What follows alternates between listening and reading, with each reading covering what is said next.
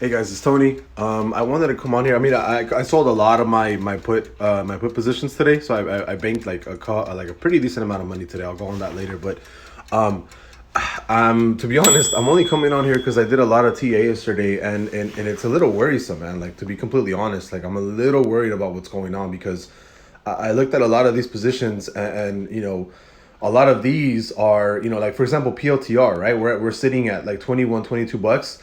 The next, if we do drop, the next time we drop, we can definitely see, 18s, 19s, 15s on PLTR, and I've seen that in all of these, in a bunch of stocks, man. Like, Disney, for example, is at 200 and the next support is at 150, or Riot is at $40. The next support is at like $25.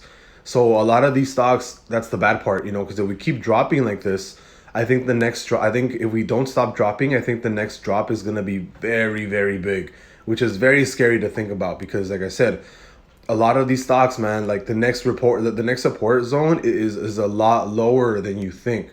So it's one of those things where it's like, if, for example, like Tesla drops from 560, these lows, the next stop from that is $450. There's no in between, right? The next stop is 450, which is the scary part. And it's one of those things where it's kind of scary to look at when you see it completely throughout the whole range of stocks, right? Like, you see everything, and everything has a huge gap from a certain price to a certain price, but that also means that from that top price, that high price, it can drop heavily, heavily, heavily down to that previous support, which is scary. And I'm just letting you guys know, I'm not scared, I'm not selling positions.